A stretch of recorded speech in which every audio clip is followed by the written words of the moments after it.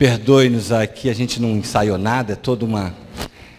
nós estamos no meio de amigos, não é? A gente só está um pouquinho mais alto aqui para facilitar, mas sem qualquer tipo de cerimônia, até porque a Mariluza não nos permite ter muito essa delicadeza no trato.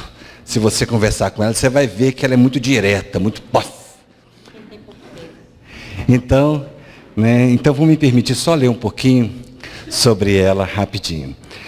Mariluza Moreira Vasconcelos é uma das maiores médicas da atualidade, trabalha como psicóloga clínica, hipnóloga em TVP, como ilustradora e conferencista. Seu vasto labor no campo da psicografia, com livros citados em defesa da tese na USP e como fonte de consulta em livros didáticos de professores da PUC, Promemória e Senac, e cujos personagens foram aprovados pelo Departamento Regional do Ensino Municipal, mas o empenho por 38 anos das mensagens consoladoras é mundialmente reconhecida.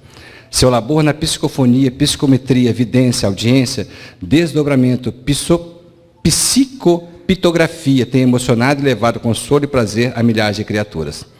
Também na música e escultura tem se destacado, sendo analisada por professores da Universidade de Lyon e sido convidada a participar em programas televisivos em Miami, Portugal, Espanha, Porto Rico, Argentina e por todo o Brasil. Reconhecida mundialmente, conta com o apoio de Bezerra de Menezes para a obra de adultos e Memê para a obra infantil pela pena missionária de Chico Xavier.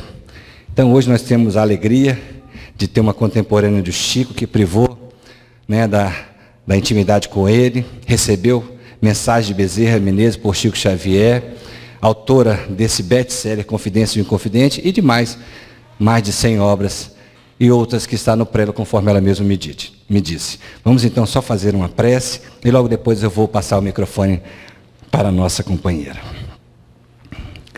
Amado Jesus, lhe agradecemos pela oportunidade do convívio com aqueles mais velhos que nós, que já trilharam caminhos, por vezes, mais tortuosos que hoje estamos enveredando.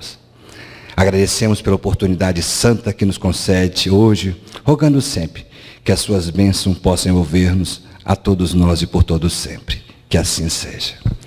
Caríssimos, conosco, Mariluza. Você põe o canudo.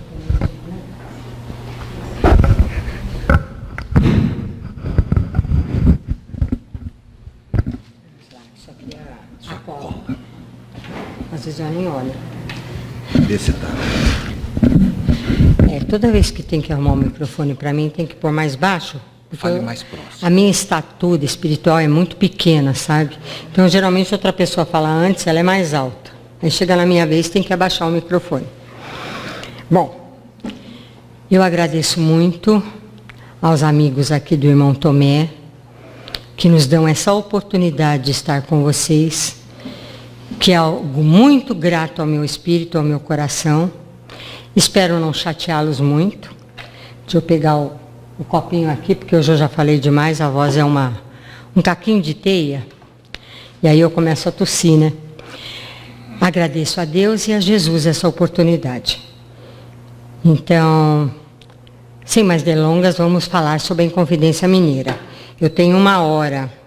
Eu vou prestar atenção para não passar, porque eu sempre esqueço de olhar o relógio. Só vou enxergar lá se eu puser o óculos. Não enxergo nada. É 5 graus, né? Então, eu já sou meia cega espiritualmente. Mas quando eu começo a ver espírito, eu vejo espírito e vejo gente. Então, é uma confusão total, né? O marido, logo que casou, pobre, coitado, né? Sofreu muito. Porque eu falava em voz alta com os espíritos. Então, ele falava, o que foi, Mariluza? E eu falava para ele, não é com você. Aí ele acostumou e falou, quando for comigo, avisa. E os filhos falavam assim, mãe, quem está aí? Por que eu não consigo ver? Pergunta isso para ele, pergunta aquilo. E cresceram sem medo, o que é ótimo. Porque eu, na minha infância, tinha muito receio. O meu pai chegava em casa, daí a pouco encostava caminhões ou carros e traziam pessoas acorrentadas. Às vezes até de madrugada a gente tinha fogão a lenha. Vocês veem que eu sou bem antiga, né? Ele ia falar a minha idade, eu não deixei, mas eu estou naquela fase de 70 fazer isso, 70 fazer aquilo. Eu estou no 76, não sei se eu chego naquele 80. A minha mãe já vai estar no 90, 90 não tem. É mais ou menos isso, mas é mais inteligente, mais audaz do que eu e tem mais força do que eu. Então chegavam aquelas pessoas acorrentadas, eu era muito curiosa, era uma das poucas que acordava e vinha xeretar na cozinha. E o papai dizia, solta ele. E aí os homens diziam, seu Pídio, precisou de 5, 6 para amarrar e trazer aqui. Nós vamos soltar, ele vai fazer estrago. Solta ele que eu estou mandando. Aí soltava, a pessoa já avançava nele. Então, se ainda tinha acha de lenha acesa no fogão, eles pegavam a acha de lenha e vinha para cima dele. Eu pegava a faca da cozinha e vinha para cima dele. E eu ali, escondida, xeretando e morrendo de medo. Quando chegava na frente dele, caía de joelhos. E a pessoa que às vezes chegava gargalhando, daí a pouco estava chorando. E ele encaminhava para os hospitais psiquiátricos da região, porque a primeira vez ele ainda atendia em casa, a segunda vez tinha que ir ao centro, porque ele não recebia. Ele dizia, tem que ir ao centro espírita para fazer o tratamento. E eu te falava, papai, por que ajoelham na frente do senhor? Por que eles não pegam você? Ele falava, não é na minha frente, Mariluza, são dos espíritos que estão comigo. A gente não faz nada sem ajuda espiritual.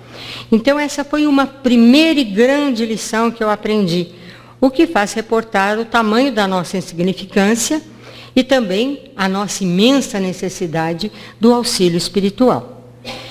E eu me lembro que eu via, quando eu começava a ver, as pessoas às vezes iam embora, e eu começava a ver aquelas caras feias, aquelas coisas horrorosas, e vinham para cima de mim. E eu estava apavorada. Só que na hora que elas estavam chegando, parecia que tinha um vidro invisível, porque elas ficavam com as mãos espalmadas, o nariz assim achatado, sem conseguir passar por aquele vidro que eu via. Eu percebia que era um vidro, porque eles estavam atrás e não conseguiam ultrapassar. Eu falava, ainda bem que esse vidro é inquebrável. Era o que eu pensava, que era a proteção espiritual. Mas tinha muito medo pelas coisas feias que eu via. Então, eu me julgava muito feia. Hoje eu vejo que eu fui bonita, estou ficando feia agora. Uma pena, né? A gente nunca se enxerga, nunca se sabe exatamente como é. Então, eu falava assim, ainda bem que esse vidro é inquebrável. Depois eu falava assim, eu não tenho medo de cara feia, viu? Porque se eu tivesse medo de cara feia, eu não me olhava no espelho. Era mais ou menos essa a minha argumentação. E quando eu estava com muito medo e que não podia chamar o meu pai, ou porque ele não estava presente, ou porque ele estava dormindo, eu não queria incomodar, vinha uma chuva de ouro e prata que entrava pelo quarto. Eu comecei a chamar esse espírito de chuva de ouro.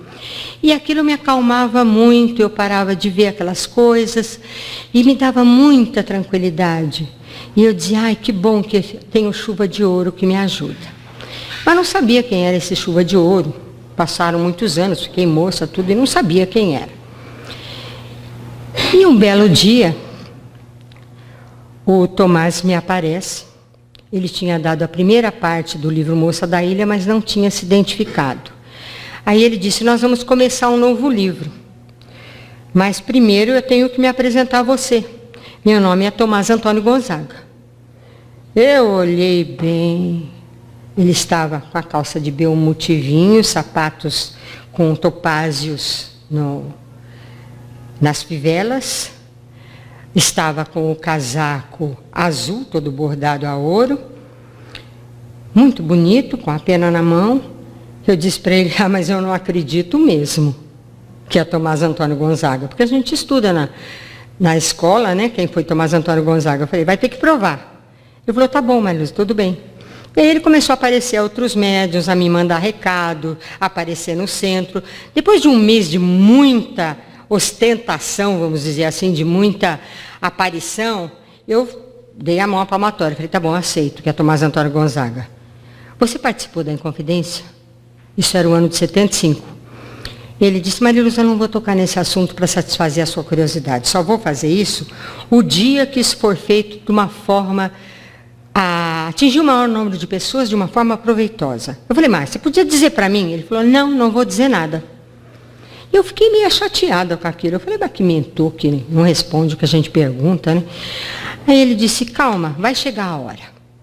E aí ele disse, está na hora da gente escrever sobre a Inconfidência. Eu falei, você vai me dizer se você participou ou não? Ele falou, fica quieta e escreve. Aí eu fui para escrever.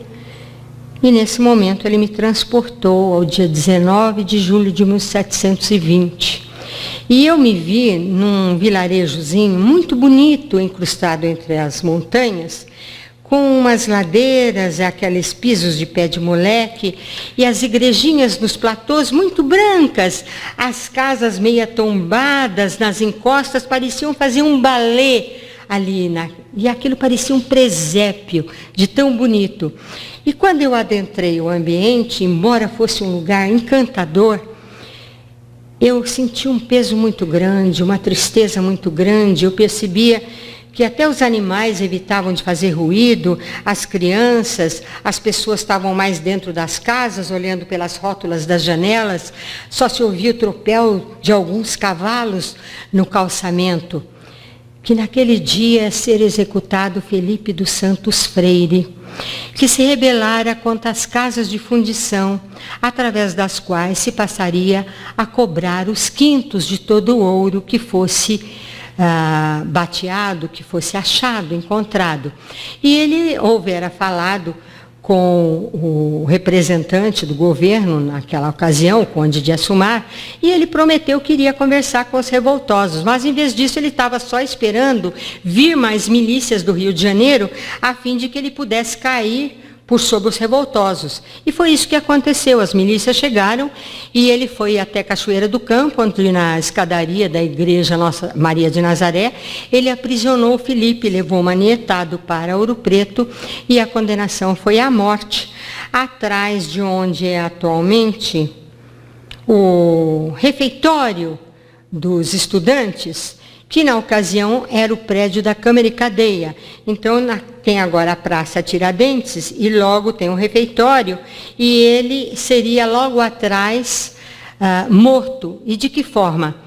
Os membros seriam atados a 4 cavalos e eles seriam açoitados para correrem e despedaçarem o corpo em 4 quartos, em 4 pedaços. E a cena era dantesca, e eu sempre recebo as mensagens assim. Eu nunca entendi, agora eu entendo. Porque no início eu via Joana d'Arc na frente dos exércitos. Eu falava, o que tem a ver com os livros que eu estou recebendo? Muito tempo depois é que eu descobri por quê, né?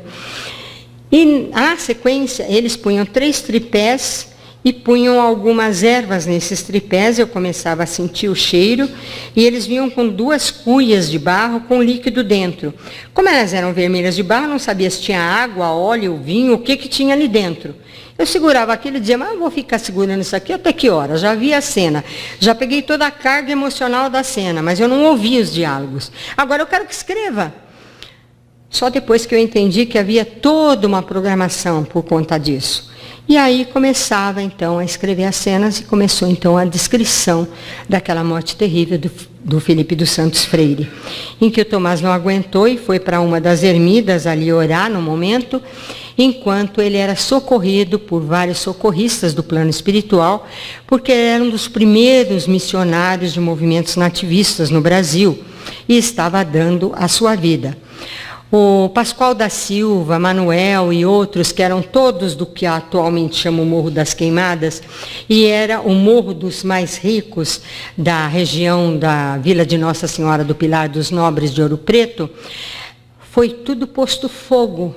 E mais de 3.000 pessoas morreram queimadas, entre escravos, crianças, mulheres, que foi a primeira grande morte também pela independência, digamos assim, do Brasil. Então, aqueles quintos passaram a se chamar 2 quintos, que depois o Tiradentes chamaria, 80 anos depois, de 2 quintos dos infernos, não é? E o livro começava aí. A morte de Felipe e depois uma reunião no plano espiritual. Uma reunião na qual Ismael estava presente. Tratava-se de implantar no mundo inteiro novas bandeiras: liberdade, igualdade e fraternidade.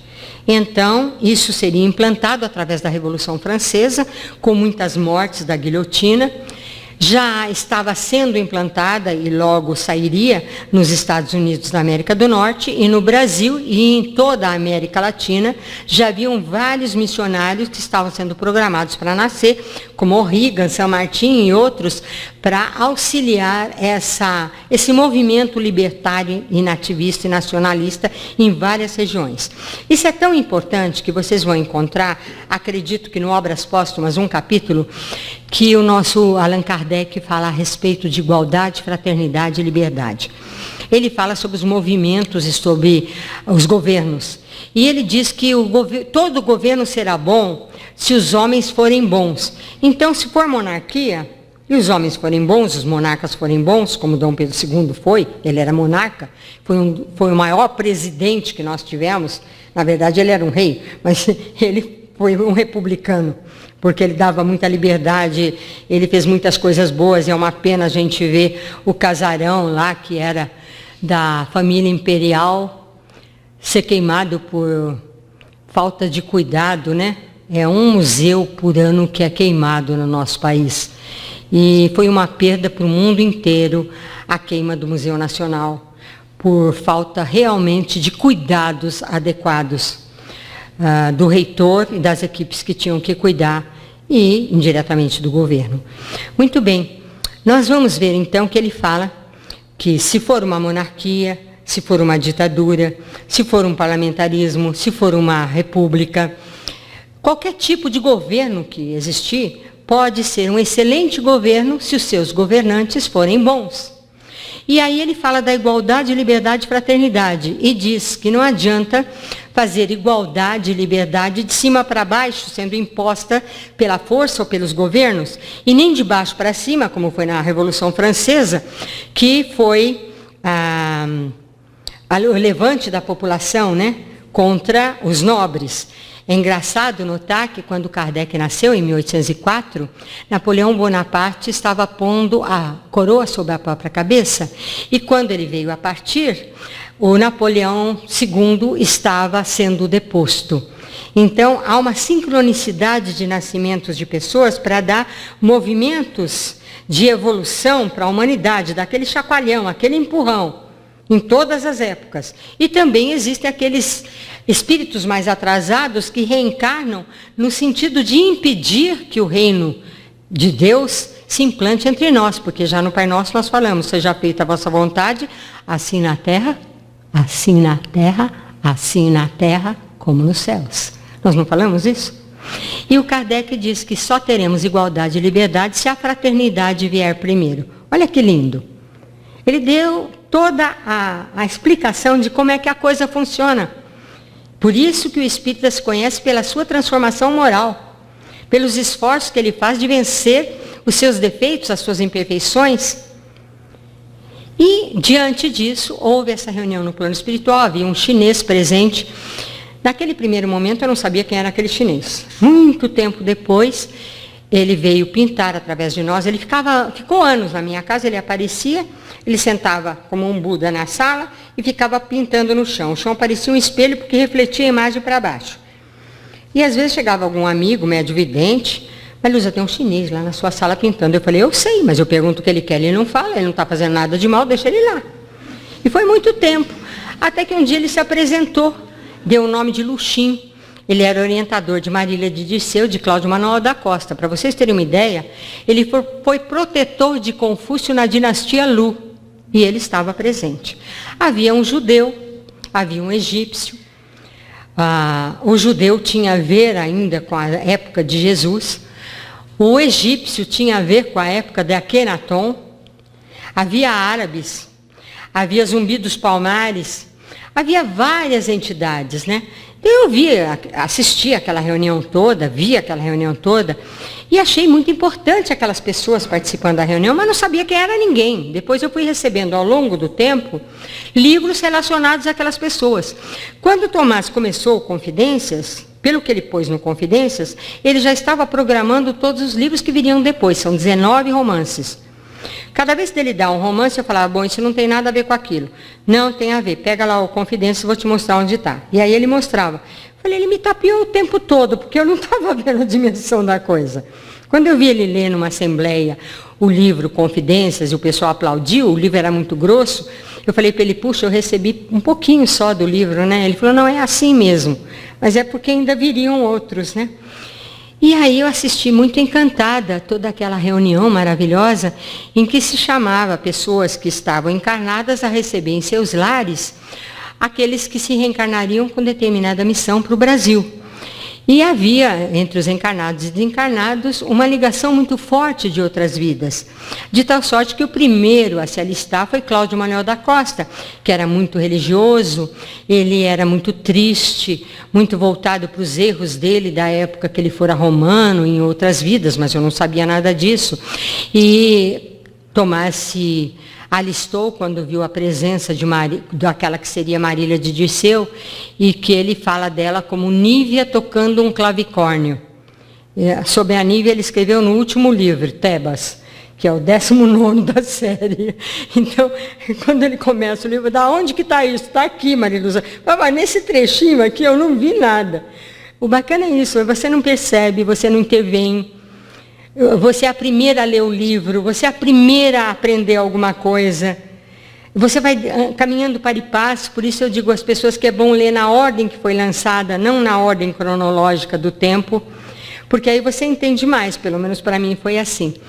E naquele momento, então, todos resolveram encarnar numa época que eles sabiam, porque naquele dia mesmo, Felipe dos Santos Freire tinha sido morto, né? E o próprio Felipe dos Santos Freire é que aparece convidando-os a ingressarem na carne novamente. E então aquilo tem um peso muito grande e eles vão reencarnando na sequência nas décadas seguintes. E dessa forma nós vamos ver o Alvarenga nascendo no Rio de Janeiro. Ele era muito folgazão, porque o carioca, a gente fala que ele é malandro, né? Mas o carioca é danado, ele leva você na lábia mesmo.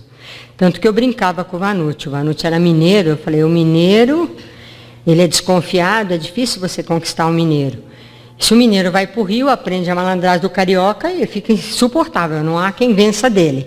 Falava a mesma coisa para o Henrique Rodrigues, que era carioca e foi morar em Belo Horizonte. Eu falava, é difícil ganhar de vocês, porque são muito inteligentes, né? E são, assim, muito hábeis no trato com as pessoas. Eles são cativantes, são sedutores mesmo, no bom sentido. Porque o espírita, quando fala, essa criança é muito sedutora, fala no mau sentido. Como se a criança quisesse cativar as pessoas por interesse para conseguir alguma coisa. A sedução é uma arte. Lembrem-se que Sócrates foi condenado à morte porque seduzia com seu verbo e suas lições nas praças lá de Atenas a juventude. Ele foi obrigado a tomar cicuta por ser conquistador, por ser sedutor com relação aos jovens. Eu, como psicóloga, eu percebo muito que a mulherada e tal, mesmo os homens falam da palavra sedução como uma coisa ruim. E não é, é uma arte. Então, nós, às vezes, temos visões muito deturpadas das coisas. E nós vamos ver, então, vem o folgazão do Tiradentes, vem o Tomás Antônio Gonzaga, nascendo na cidade do Porto, filho de brasileiros, mas descendente do padre João do Rosário, que quando chegou no Rio de Janeiro, ele se apaixonou por uma moça que chamava Joana, e acabou sendo amante dessa moça e teve vários filhos com ela. Mas quando ela engravidou a primeira vez, o pai a pôs na rua. E ela foi vender doces para cuidar dos filhos. E como ele era descendente de judeu, embora fosse padre, ele era descendente de judeu, a roupa dele tinha bordada atrás a estrela de Davi. Esta roupa se encontra na Igreja Pilar dos Nobres. E um amigo meu tirou fotografia e mandou para mim, eu fiquei encantada que fosse parar nessa igreja lá de Ouro Preto a roupa do padre. Quando eu recebi o Confidências, eu não queria lançar. Primeiro, eu parei 2 vezes no livro, porque teve algumas cenas que eram tão terríveis que eu começava a chorar e não conseguia escrever. Então, foi difícil retomar o livro. Quando eu retomei e consegui escrever, quando vieram coisas sobre a maçonaria, eu falei, olha, eu gosto muito de checar tudo, eu não entendo nada de maçonaria, sou mulher, então o livro não vai sair, porque se você vai falar sobre maçonaria aqui, eu não vou lançar, tira essa parte. Ele falou, não posso tirar, é dado histórico. Eu falei, mas você devia tirar. Ele falou, não, eu não obedeço você. E eu discuto com você, eu te explico tudo. Tem mais de 200 citações cifradas maçônicas, você não vai achar nenhuma no texto. Porque não estão claras para você, vai passar batido. Ou você confia ou você não confia. Eu falei, tá bom, então vamos em frente. E aí nós lançamos. Só que eu falava, Tomás, eu vou chegar em qualquer lugar com esse livro. E o pessoal vai dizer, poxa, que mentor, né? Teve várias mulheres, teve vários filhos. Vão jogar pedra em mim, porque o elogio fica para o espírito, né? Mas a cadeia fica para o médium. Não tem outro jeito, eles não vão prender o espírito.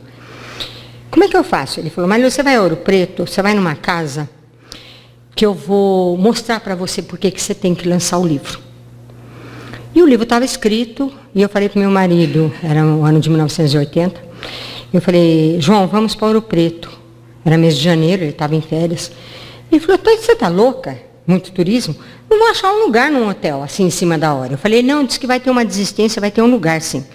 Ele falou, Maria Ilusão, eu vou gastar toda a gratificação do semestre, só nessa viagem. Falei, bom, se você não quiser, paciência. Não, nós vamos. E aí ele marcou, e era uma suíte presidencial no Hotel Luxor, que era da época, cada parede tem 1 metro de largura, e é de taipa, daquela época da Inconfidência. E chamava Luxor. Mal eu sabia que Luxor seria uma cidade onde eu estaria depois, quando eu estava lançando uma mulher chamada Ti. A coisa é muito sincronizada. A gente se sente numa Matrix. Parece que a gente está sendo conduzida. E que a gente não percebe. Eu me sinto a idiota da vez. De vez em quando eu brinco. Desculpe, eu vou falar e vai ficar gravado. Eu me sinto o cocô do mosquito na bosta do cavalo do bandido. Porque é uma coisa assim muito terrível. E aí nós fomos lá. E com a cara de pau que Deus me deu, porque o Monteiro Lobato disse que a gente tinha que ter humildade, eu falei, humildade é muito difícil de ter. Ele falou, tem que ter renúncia, abnegação, desprendimento e humildade. E isso surgiu por causa de uma briga que eu tive com o espírito, que é uma passagem da minha vida que o Chico mais gostava. E daí eu criei a editora Espírita Radu, baseado no personagem Radu que o Lobato já tinha criado para as crianças, e tem a musiquinha e tudo. Aí eu cheguei lá, bati na porta da casa, veio uma mocinha atender. Eu falei, aqui tem reunião espírita? Tem, sim, senhora. Eu falei, quando? Amanhã. Que horas? Ela falou, amanhã, não, tem hoje, às 8 da noite. Eu falei, eu posso assistir? Pode. Eu falei, tá bom. Eu fui lá, era na garagem, o senhor chamava José Coelho Maciel, José Antônio Coelho Maciel, o senhor. Ele tirava o carro e aí punha as cadeiras e tinha reunião. Eu sentei num canto, eu sempre levo caderno para anotar o que os espíritos mandam, né? Eu tenho um monte de cadernos anotados, a minha vida inteira está naqueles cadernos. E não tem nenhum segredo. Aí entrou um senhor, a hora que entrou, eu lembrei que bem antes de eu receber o Confidências, muito tempo atrás, eu me via num lugar que eu não sabia qual era, e que tinha umas pessoas desenterrando algumas coisas. E eu chorava e dizia, não tirem isso daí, vocês vão morrer. Não pode mexer nisso, vocês não mexam nisso. Quando esse senhor entrou, eu vi que era um dos senhores que eu tinha visto mexendo. Eu falei, meu Deus, é com esse homem que eu tenho que falar. E aí entrou a esposa dele, Dona Lilia. Eu falei, essa mulher é tão ciumenta, como é que eu vou fazer para falar com ela? Eu era bem mais nova, vocês fazem as contas, 1980, tá? De hoje para trás, quase 40 anos. E eu tinha os filhos ainda pequenos, inclusive os 4.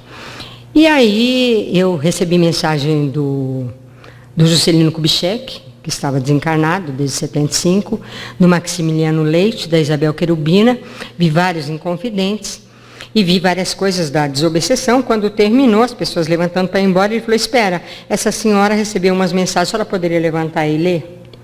Ele me jogou na berlinda, eu falo que eu sou médio de empurrão, né? O primeiro empurrão foi nascer num lar espírita, recebi o espiritismo como herança cultural, olha, de bandeja. Sou tão ruim que tiveram que me dar aquilo ali. E a mediunidade explodiu logo na infância. Se não fosse meu pai, eu estaria no hospital psiquiátrico, porque minha mãe era católica, criada em colégio de freira. Ela puxava a orelha e disse, não tem ninguém aí, não tem espírito nenhum. Eu dizia, tem. Não tem, Maria Luz. Eu falei, tem, e está dando risada. Aí ela me punha de castigo, eu falava, não fico porque eu não estou mentindo. Aí eu fugia de casa e mandava recado que eu só voltava se ela me pedisse desculpa. Então, pobre do meu pai e da minha mãe, sofreram muito na minha mão. Foram escolhidos a dedo, são verdadeiros santos. O outro empurrão foi quando os braços balançaram 24 horas sem parar, porque eu não aceitava a psicografia, eu tive que aceitar, que era mecânica. Aí, quando veio a psicofonia, eu ia falar com uma vizinha, uma outra pessoa, acabava falando em outro idioma, ou falando coisa que eu não pensava em falar. Aí o pessoal, você está brincando? Eu falava, tô. Eu não estava brincando nada, não era eu que estava falando. Depois a psicometria, quando eu peguei uma pedra, que era da casa onde Tomás morou, pus aqui e comecei a ver coisas.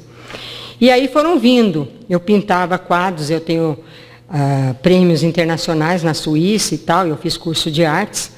Mas aí eles começaram a pintar, eu demorava um mês para fazer um quadro, eles demoram 2 minutos para fazer um quadro. E eu tive que parar de fazer, porque o produto deles é muito melhor que o meu. Né? Eu falei, eu gostava de escrever, eu gostava de pintar, mas tive que abandonar.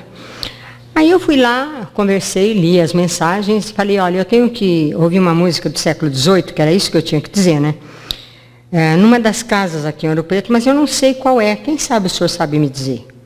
Ele falou, quem sabe não é a minha casa, a senhora não quer vir aqui ao meio-dia? Eu falei, tá bom.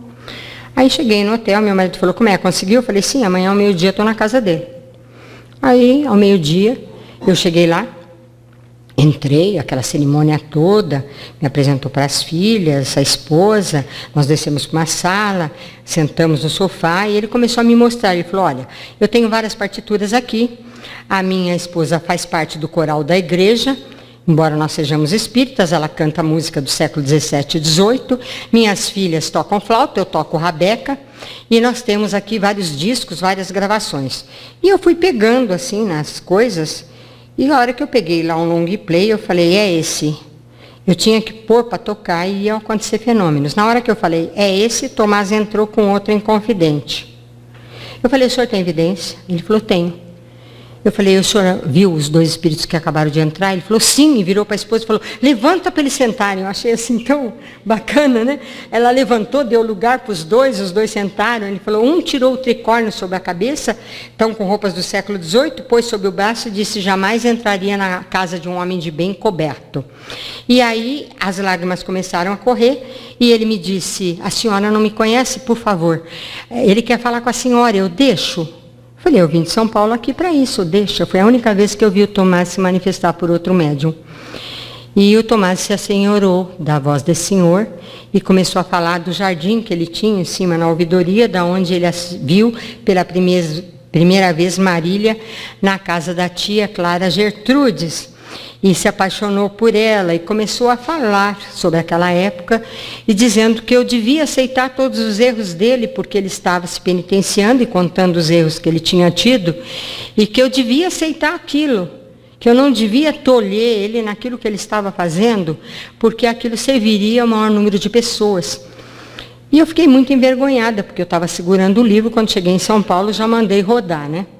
Mandei rodar e o Tomás dizia, de uma mensagem, eu já tinha estado no Chico 77 por causa dos livros infantis do Lobato, que ele me mandou ir lá pegar uma mensagem da minha e-mail, disse que não ia, isso já é outra história, mas o Lobato, que começou a dar as mensagens infantis em 69, o Lobato era nada mais, nada menos que José Álvares Maciel, um dos Inconfidentes. Como Inconfidente Maciel, ele conhecia ciências naturais, minérios, ele queria, então, que se usasse a riqueza mineral do país a benefício do nosso Brasil. Ele achou cobre em Caetés, onde ele esteve, e até hoje ninguém falou de cobre em Caetés, mas ele achou naquela época, e ele queria trazer as universidades e siderurgias para o Brasil. Como Monteiro Lobato, ele foi um promotor daquelas cidades velhas, mortas, que se diz, né? Bananal e outras. E ele escrevia livros e, através dos seus livros infantis, ele começou a falar do petróleo. E ele fez, por uma cilada menomênica de vidas passadas, ele criou o Visconde de Sabugosa, porque ele era amigo da esposa do Barbacena, que era a Dona Rosa de Sabugosa, que tocava piano. Então ele criou Sabugosa não só em cima do sabugo, mas em cima dessa lembrança. Ele criou um narizinho em cima da vizinha dele, lá na Consolação, que tocava piano e já compunha as valsinhas dela, que tinha o narizinho arrebitado, a Guiomar Novaes. E aí ele criou os personagens a partir daí, para defender as usinas de biomassas que dariam eletricidade para o país. Ele queria a canaúba, os restos dos sítios, tudo para criar energia. E por conta de apresentar esse projeto, o Góes Monteiro, que era o ministro de Minas e Energia do Getúlio Vargas, e ele era adido cultural de Getúlio Vargas, ele tinha a editora Monteiro Lobato e Companhia, e ele lançou em um ano mais de 100 autores diferentes, Menotti Del Pica, Guilherme de Almeida, um monte deles. E ele falou que o Góes Monteiro era um imbecil, que cuidava dos interesses da Standard Oil e da Texaco. Vocês ainda sabem quem são. Por conta disso, ele curtiu 6 meses de cadeia. Como José Alves Maciel, Barbacena livrou ele 6 meses da cadeia. Os Inconfidentes todos presos e ele e o Francisco de Paula Freire livres. Esses 6 meses ele pagou depois no governo de Getúlio Vargas, foi o presidiário mais incômodo do Estado Novo, lá no Carandiru. E teve um jornalista que era estudante, ficou preso lá, e depois ele fez a apresentação do meu livro Sonata de Amor a 4 Mãos, e o sonho dele era poder falar com o Monteiro no presídio, mas não conseguia porque ele só ia tomar banho de sol sozinho, né? Ele tinha alguma regalia. E, quer dizer, eles voltam sempre para continuar. Ele fez o jornal O Malho e fez a campanha Petroleum Quaeseratamen, que lembra o quê? Libertas Quaeseratamen. Então, são lembranças menomênicas que acabam botando você nas antigas pegadas para fazer aquilo que deixou de fazer antes, né? Mas aí eu falei com esse senhor e ele começou a para tocar, e ficou tomada por Tomás, me chamou a atenção, chorando, e me pediu para não segurar mais o livro. Nós nos tornamos grandes amigos, meu marido, eu, a esposa dele, ele, as meninas, e os dois, o casal já faleceu, meu marido também.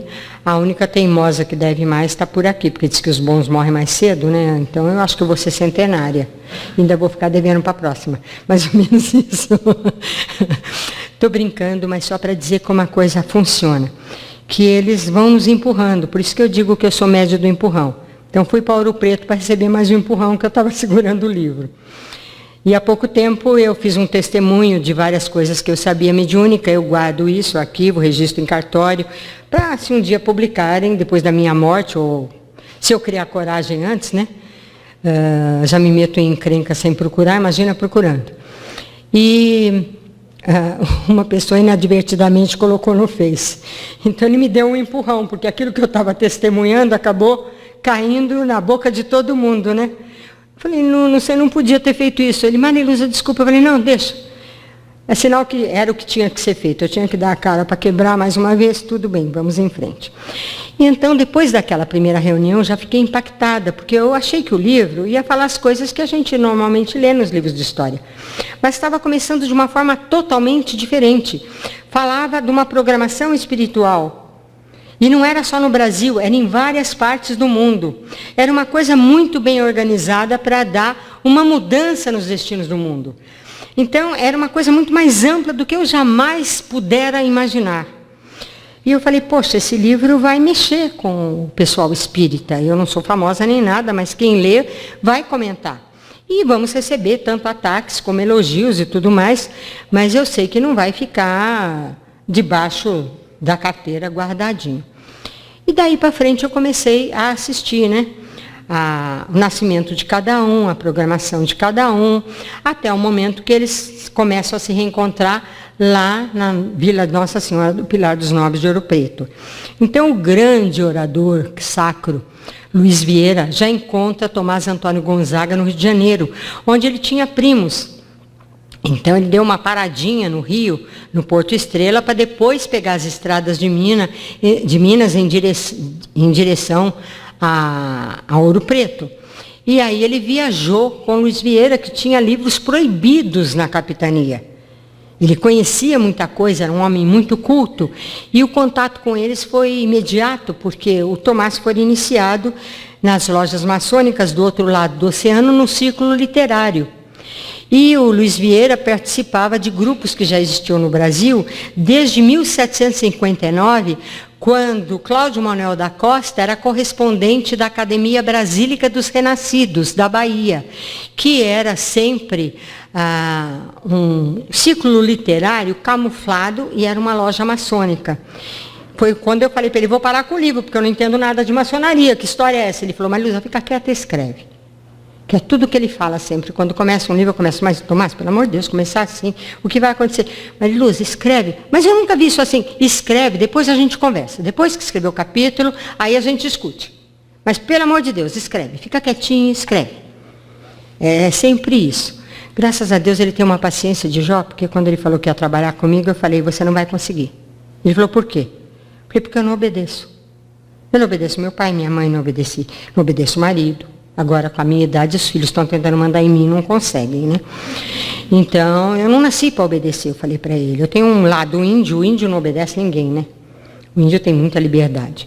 Eu falei, sou teimosa, turrona, porque tem um lado espanhol, falo demais, falo com as mãos, por isso que eu pedi o microfone, italiano. E sou sentimental como português, e aventureiro como português, porque o português é aventureiro, senão não tinha descoberto o Brasil, não tinha descoberto um monte de coisa, né? Ele sai e vai conquistar as coisas. E ele falou assim, bom, é por isso que nós escolhemos você. Eu falei, por quê? Precisa ser teimosa? Ele falou, olha, mas algumas coisas que você vai fazer tem que ter esse lado de teimosia, sim.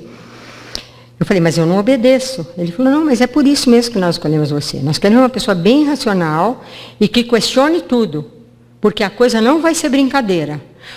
Esse livro que eu estou te dando não vai ficar no centro espírita, ele vai entrar nas universidades. Eu dei risada. Falei, você está maluco, um livro espírita deve entrar na universidade. Você não vai conseguir isso nunca. Ele falou, vai, você vai ver.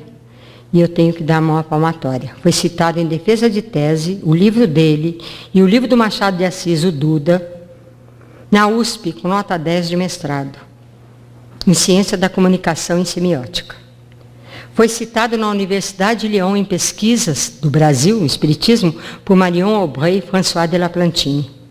Foi citado como fonte de consulta histórica em livros da historiografia oficial, do 2º grau, da Fundamental e do Médio, por livros de professores da PUC, Alceu Pazinato e Maria Helena Celinzi. Foi citado por jornalistas em defesa de tese em Portugal. Foi citado em defesa de tese pela historiadora Nádia Marcondes, aqui no Brasil, em várias teses que ela defendeu. Então, o livro realmente não obedeceu à caipirice da Mariluza, que fica embaixo da mesa e quer se esconder. Obedeceu os parâmetros do plano espiritual. Inclusive, quando lançamos o Duda, tinha uma pessoa envolvendo o membro da Academia Brasileira de Letras da cadeira de Machado de Assis para nos processar pelo uso do nome de Machado de Assis. O Tomás veio e me contou e eu falei para ele, mas escuta, vocês mandaram pôr o nome de Machado de Assis? O do Lobato vocês puseram o Espírito de Zé Bento, porque o Lobato não queria que a Globo, que era dona dos personagens dele em vida, brigassem comigo e nem com os parentes dele. Então eu pus Espírito de Zé Bento. E por que você pôs Machado de Assis? Podia pôr Zé Maria, podia pôr qualquer coisa. Ele falou, não, mas Luz, eu estou envolvendo uma pessoa que vai fazer uma defesa de tese e ela vai citar o Confidências e vai citar o Duda como fonte estilística. Eu falei, mas sobre o que é a defesa de tese dessa pessoa? É sobre o Rochester. Eu falei, mas não tem nada a ver com Confidências de Machado de Assis, poxa. Ele falou, eu sei, mas eu estou envolvendo ela e vai entrar no introito. E realmente entrou no livro sobre a parapsicologia, a paraliteratura, né? Nós temos, acho que 2 volumes que nós trouxemos, o livro da Thaís, porque eu acabei depois lançando o livro. Que quando ninguém quis lançar, o Tomás falou, você vai lançar. Eu falei, ninguém compra livro de estudo, os espíritas não estudam, mas eu tenho que lançar, eu lanço. Aí eu falei, por quê? Ele falou, porque ele fala de livros, por exemplo, Romance de uma Rainha, que é a rainha Hatshepsut, que dizem hoje que o Chico Xavier era a própria Hatshepsut, a Rata Azul do Egito Antigo, que construiu Dela el-Bahari, é um templo totalmente diferente de todos os templos egípcios, eu estive lá, é uma coisa fantástica. Ela usava uma barba postiça para ser a faraoa, né? E ela foi assassinada pelo que queria substituí-la. Então, ela era casada com Tutmés II, foi assassinada por Tutmés III, no lugar dela entrou Tutmés IV, aí entrou o Amenófis III, que era o marido da Tii, eu peguei a dinastia na sequência, né? E que era a mãe do Amenófis IV, que era o Akenaton, que todo mundo sabe quem é, né? Então, eu falei, o que foi? Por que eu tenho que lançar isso? Ele falou, é o mesmo grupo em outra geração. Eu falei, o quê? Quer dizer que o Horemheb é o Horezeb? Ele falou, é. Ele acabou com a Atazu e depois ele acabou com a 18ª dinastia. E é o nosso querido Jerônimo Mendonça reencarnado.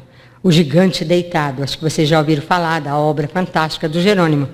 E aí eu me lembrei que quando o Jerônimo chegava na sua maca, com o ventilador do lado, porque ele não aguentava o calor, aquelas senhoras, aqueles senhores ajudando, né? E ele não enxergava mais, só tinha a voz, e ele seduzia as pessoas com o verbo dele. E ele chegava e o Chico falava assim, lá vem Jerônimo no seu trono faraônico. Todo mundo ria, mas ninguém estava entendendo. Ele tinha sido um dos faraós, né? E tinha perseguido a Rata Azul e levado ela à morte. Aí depois, uma vez o Jerônimo foi lá e ele estava sangrando sem parar pelos poros. Ele ia sangrar até morrer. De tal sorte que quando ele chegou, a roupa já estava empastada de sangue. Eu gosto de contar esses casos do Chico porque são muito lindos. E ele justamente fazia uma magia negra para matar aos pés do sacerdote Baal, da estátua de Baal, queimadas praticamente vivas, as mulheres que ele seduzia. Ele dava uma rosa vermelha que ele regava com o sangue das virgens para poder seduzir. É essa a história do Romance de uma Rainha, que quando eu li, eu era muito jovem, eu fiquei impressionada com aquilo. E ele chegou todo empastado de sangue e o Chico não se aproximou dele. O Chico pediu para cada pessoa dar um abraço nele, porque a coisa estava muito pesada em cima do Jerônimo.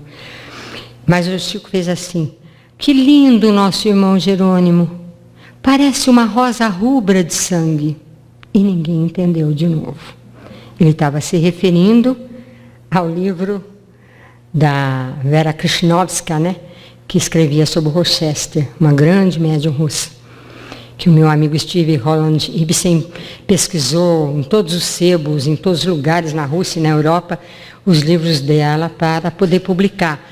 E deu esses livros justamente para a Thaís fazer a defesa de tese. E depois ele não tinha dinheiro para publicar a defesa de tese, porque só para traduzir os livros do russo para português, naquela ocasião ele pagava o que seria hoje R$25.000, só a tradução. Depois tinha todo o gasto para fazer o livro, né? Então ele falou, Marilu, você publicaria? Eu falei, pode dar, eu publico.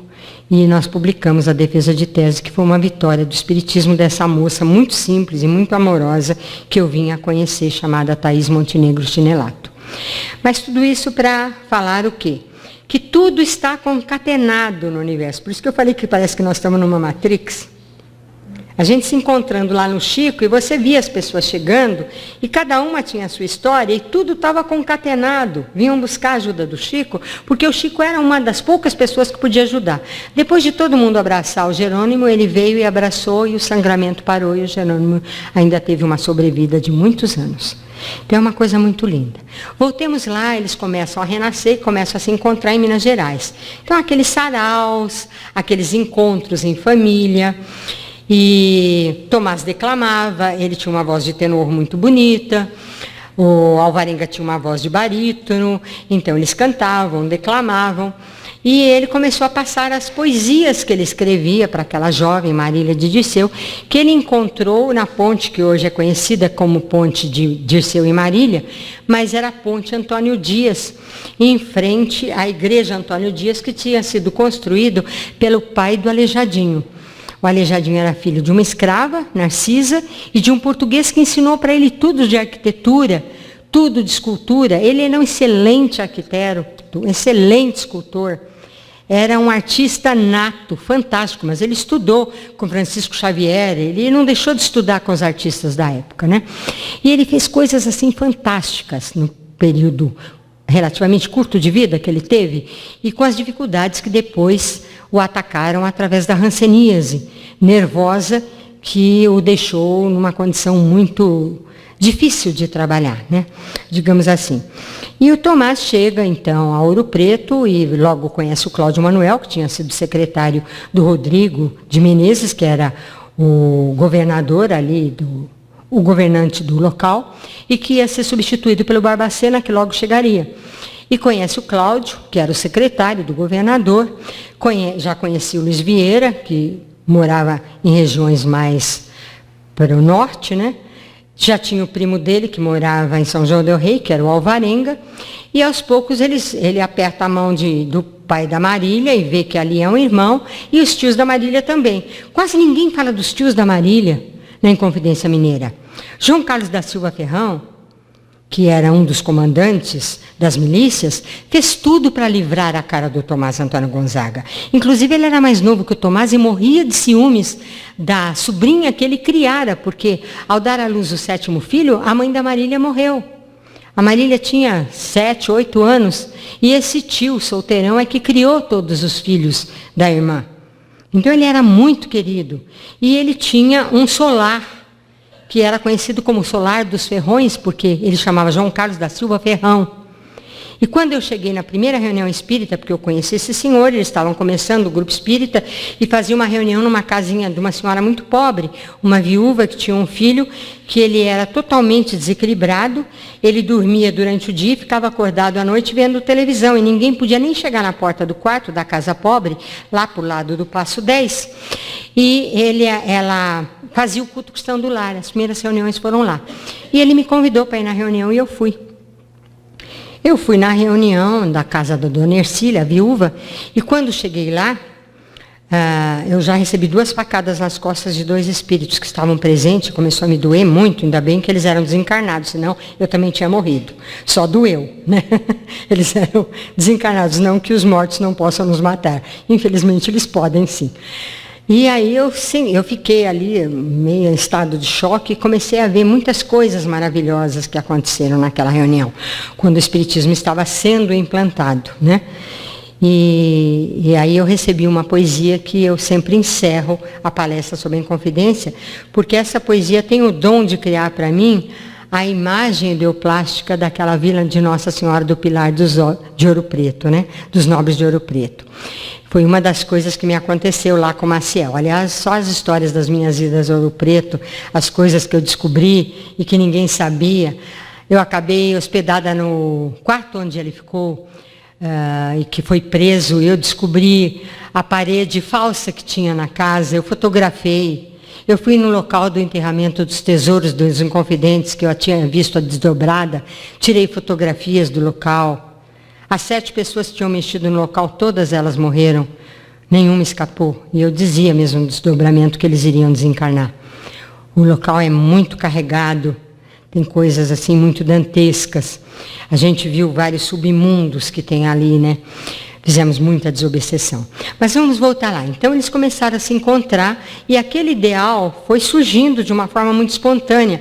Porque veio o Salvador Gurgel, ele veio da cidade do Rio de Janeiro e trouxe a Constituição Americana, que havia sido gerada através do imposto do chá nos Estados Unidos, que eles se levantaram. E então a ideia era fazer, quando houvesse a cobrança da derrama, que era todos os impostos atrasados, que correspondiam a 8.000 quilos de ouro na ocasião, eles contariam que o povo se levantaria, porque não teria como pagar, entendeu? E que eles poderiam fazer um movimento nos moldes da América do Norte. Então, Salvador Gurgel, que era médico, prático, ele veio e entregou a Constituição para o Tiradentes. Eles passaram a estudar aquilo. Era proibido esses livros. E ele veio com Saturnino da Veiga, que era um rapazinho de 17 anos que veio para Ouro Preto tentar encontrar um emprego, não conseguiu. Quando ele volta para o Rio de Janeiro, ele volta com uma das cartas chilenas, que foi parar na Biblioteca Nacional. E essas cartas chilenas, era a única que o pessoal, quando me atacava, dizia, falava que tinha cópias das cartas chilenas. Não tinha, só tem uma na Biblioteca Nacional. Então, quando nós soltamos a abolição, o Tomás pôs uma nota de rodapé. A única carta que dizem que existia, ninguém sabe onde está. Porque como o bispo da Nemúria, que era professor de Dom Pedro I, fez uma avaliação do que tinha na Biblioteca Nacional e colocou essas cartas chilenas. Só que essa carta foi roubada pelo ancestral do Tarquínio José Barbosa de Oliveira. Então não estava mais na biblioteca. Aí ele falou, tem uma na lata tal da Biblioteca Nacional de Belém do Pará. Tem uma em tal lugar, assim, assim. Então ele pôs uma abolição e depois esses documentos foram aparecendo. E quando saía no Estadão, meu marido recortava, botava a data e falou, acharam isso, acharam isso. Então, depois que a abolição, depois que o Confidência saiu, os historiadores de Minas escreveram cartas para a Edicel, nos atacando, falando de 12 itens que eram contrários à história oficial. Porque o livro estourou e vendia mais que os livros oficiais deles sobre Minas. Então, eles estavam furiosos. E dentro do conhecimento deles, o livro tinha muita coisa errada. E o produtor, na ocasião, era um rapaz crente. Ele falou, Mariluz, eu vou responder. Eu falei, você não responde não, porque você não tem condição de responder essa carta. Primeiro, que você não tem conhecimento. Segundo, que você não é espírita. E terceiro, que o responsável pelo livro sou eu. E eu só vou responder quando tiver que responder. E aí, item por item, os documentos foram aparecendo. O último que faltava, a gente diz no Confidências, eu falo a gente diz porque eu que escrevi, o Tomás aqui fez, né? Mas a responsável jurídica sou eu, porque os espíritos eles não vão prender, se for para a cadeia sou eu mesmo. Então, dizia que o João Antônio era filho do Tiradentes. E eu dizia, está numa igrejinha muito pobre, de Minas, mas eu nessa cidade eu não fui, já fui em várias, essa eu não fui. E numa casa muito pobre, pintada assim caipiramente, como eles costumam pintar de rosa e azul, né? Que é as cores que a Tarsila do Amaral adora, porque são as cores nacionais do caipirês, né? E o Renoir também adora o rosa e azul. É muito bonito. E uma senhora, Lúcia, acabou encontrando, nos documentos que ela tinha da família, a comprovação de que ela era descendente de João Antônio. João Antônio era descendente, era filho do Tiradentes. Né? Porque ele estava registrado no nome do Beltrão, que era amigo do Tiradentes. E depois ela encontrou o atestado de óbito do João Antônio na igreja da cidade, onde dizia que ele era filho do Tiradentes também, dizia a data do nascimento, dizia toda a paternidade.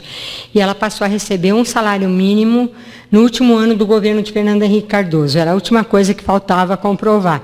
Eu achei fantástico, porque no decorrer desse tempo todo, tudo aquilo que a gente tinha recebido, os documentos foram aparecendo. Como uma mulher chamada Tii, nós lançamos 13 anos depois, o National Geográfico fez um concurso. Quem matou Tutankhamon? E comprovou tudo que tinha no livro Uma Mulher Chamada Tii.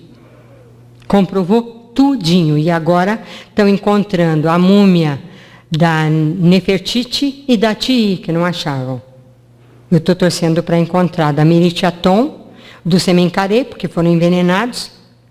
Então, a da Nefertiti, ela está com a boca quebrada, porque eles quebraram a boca para que ela não pudesse falar e se defender diante dos juízes. Porque a 18ª dinastia foi considerada herege e muito odiada. Ela tem uma marca grande aqui, como se tivesse levado uma lança, e foi realmente, ela morreu com uma lancetada no Nilo, mas foi para arrancarem o coração, que não queria que pusesse nas vísceras. Então era para o coração dela não ser pesado e julgado pelo deus, o deus Anubis, no julgamento egípcio, né? E a múmia dela tem uma marca no osso que vai daqui a aqui, por causa do peso da coroa do Baixo e Alto Egito, e a da Tii também. O osso ficou demarcado. Quando eu quis saber onde estaria a Nefertiti, e através da psicometria me concentrei na Nefertiti num determinado ano, 1822, eu me concentrei, e eu queria ver onde ela estava, fui parar no Palácio dos Habsburgo, na Áustria, mas não saía disso. Aí eu falei, Tomás, você vai ter que me contar. Ele falou, nós vamos ter que escrever rápido. Ela estava no Brasil, e você jamais reconheceria, porque você fez pouco caso dessa figura histórica. Eu falei, que pouco caso? Nunca fiz pouco caso de ninguém. Fazia assim, você dizia que a Leopoldina era uma bobona, que o Dom Pedro I fazia o que queria dela.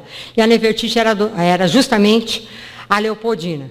Já a Tii fazia pouco caso também da Nefertiti e do filho. Dizia que eles iam acabar com a 18ª dinastia, porque não dava apoio militar a todas as províncias que os apoiavam. E foi verdade, porque todos os apoiadores do Akhenaton foram torturados e mortos de uma forma terrível. Inclusive o guardador da grande esposa real, que era a Tii, né, esposa do Tutmés IV, e do Akhenaton, que era o Amenófis IV, que era filho dela, que era Nefertiti. Eles foram mortos de forma terrível. E o guardador, que era o militar principal que os defendia, foi nada mais, nada menos que o nosso Sena, que na época lá no Egito chamava Sena-A. Ok? Então é bonito a gente ver essa dinâmica de reencarnatória sempre buscando ajudar alguma coisa. E aí ele escreveu Nefertiti no Brasil, falando da Leopoldina, e eu fiquei muito encantada. Há poucos anos, eles tiraram o cadáver, né, os restos mortais de Dom Pedro, da Teresa, a segunda esposa dele, que também era da Áustria, era parente da Leopoldina, como a Maria Antonieta também era da Áustria, deram grandes mulheres àquela família dos Habsburgo. Só eles já mereceriam livros, né, pelas coisas magníficas que fizeram. A última foi Cici, a imperatriz, que não era da família, mas casou com o imperador. E que recebeu uma punhalada no coração e ainda ficou conversando e andando um bom tempo depois da punhalada, antes de morrer. É um negócio assim, quase dantesco também, essa vida da Cici, né? E nós vimos essas coisas todas e ele deu, então, o livro Nefertiti no Brasil. Que até um amigo me ligou e falou, Mariluza, você está louca? Como eles têm muita liberdade comigo, eu falei, bom, que eu sou louca, vocês já sabem, né? Porque eu me meto em cada encrenca. E qual foi a besteira dessa vez? Aí ele falou, Mariluza, o livro fala do Celso Daniel. Eu falei, pelo amor de Deus, me fala em que página. Porque uma coisa é o que o Tomás me conta antes de escrever o livro. Ele me faz compulsar livros do lado de lá. Eu viro as páginas assim e vou gravando. Uma coisa é o que ele me diz, uma coisa é que ele me mostra. Outra coisa é o que eu sei pelo que eu vi. E outra coisa é o que ele escreve. Só que eu misturo tudo na minha cabeça. Às vezes eu vou falar uma palestra e falo coisas que não tem no livro. Aí o pessoal fala, onde está? Não está. Porque eu falo coisas que eu estou sabendo sem querer na palestra. Aí eu falei, onde está? Página tal. Eu olhei lá, eu fiquei quase maluca. Eu falei, meu Deus, por que ele falou do Celso Daniel? Fiquei assim, pensativa. Eles tinham levado os corpos, então, para a USP, para ser estudado, e ainda não voltou, porque o museu não está ainda, não está reaberto. E aí saiu desse tamanho assim, a fotografia dos 3 cadáveres, né? Então, a Teresa, a Cristina, não sei o que passaram nela, que ela não deteriorou. Você vê a pele, muito pouco músculo e já vê os ossos. Ela parece uma múmia. Já o Dom Pedro e a Leopoldina estão verdadeiros esqueletos com a roupa, né? Então você vê o esqueleto da Leopoldina e aí eu percebi que a cabeça dela é oblonga, é mais comprida. Nas fotos não dá para perceber. E ela tem uma marca no osso que vai de orelha a orelha, exatamente como a tia Nefertiti, lá de mais de 3.000 anos atrás, deixaram demarcado no seu corpo. Para mim não precisava mais do que isso para comprovar que é a mesma. Que são marcas de nascença que a gente fala, os birthmarks, que comprovam quem você foi, os sinais de nascença que você traz e tudo mais. E imagina, dentro do crânio, no osso, não é à vista, na pele, é alguma coisa. Quando a gente estuda a reencarnação, e tem casos fantásticos aí para a gente estudar, você vê muitas coisas a respeito disso, comprovadas cientificamente, né?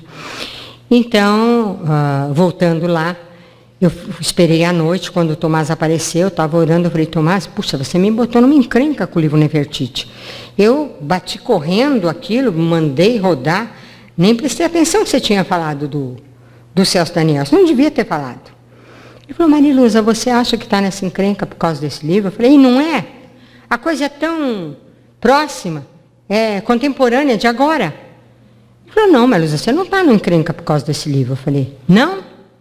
Então por quê? Ele falou, você está em encrenca desde o primeiro livro que nós lançamos. Eu falei, isso é muito confortante. Obrigado por me avisar. Como se eu não soubesse, né? Então eu falei, realmente, foi para vir fazer uma literatura diferente, por isso o Chico me chamou na casa dele, conversou comigo 2 horas. Ele falou tudo que eu ia sofrer, tudo que eu ia passar. Naquela ocasião eu achei que ele estava exagerando, hoje eu vejo que ele minimizou muito. Não foi nem metade, foi muito mais do que aquilo que ele falou. Ainda bem que ele continua nos dando apoio.